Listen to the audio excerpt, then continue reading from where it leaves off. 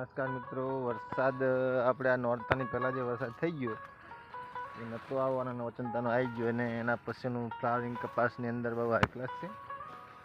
તો આપણે આની અંદર આજે સલ્ફેટ નાખી દીધું છે અને પાણી પણ ચાલુ છે. જોઈએ આનું ફ્લાવરિંગ અને રિઝલ્ટ બહુ સારામાં સારું કપાસનું છે.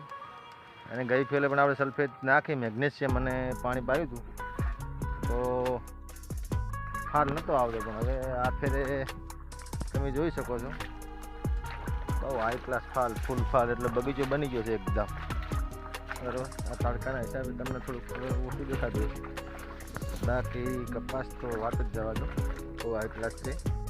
નવો જૂનો માલ નહોતો પણ ઓછો હતો, નવો માલ સારો આવી ગયો છે.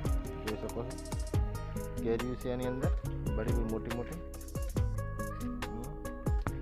બીજ છે આપણે સાવન જે ધોરાજી લાવી હતી મેં, એની અંદર દવાના રાઉન્ડ પણ 2-3 મારી દીધા છે.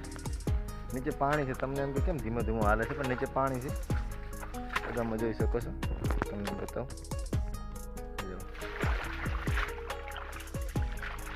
પાણી ભરેલું છે, પાણી ચાલુ, કપાસમાં જ પાણી ચાલુ. ને કપાસમાં ફરતો ફરતો મને એમ થયું બધા અમારા નવા દોસ્તારો અને જૂના દોસ્તારોને કપાસનો વિડીયો બતાવું. લગભગ તો 60% તો કપાસ બધાને પતી ગયા છે. આપણે કપાસમાં નથી ખાસ વાંધો,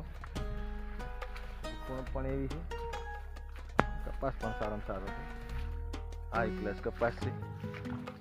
જોઈ શકો છો ગારામાં ફાવતું નહીં હેડતા, એટલે આસ્તે આસ્તે જોવા ધોર્યો. પાણી ચાલુ છે.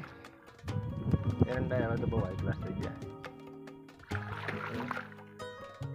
તમે કપાસ બતાવો, હાઈ ક્લાસ કપાસનું રિઝલ્ટ આખું અલગ છે કપાસનું. મને બધા લોકો વીણવા માંડ્યા છે, 4% કપાસ તો વીણાઈ ગયો. આપણે હજુ તો એમાંથી ફોલ વીણવાનું ચાલુ કર્યું નથી.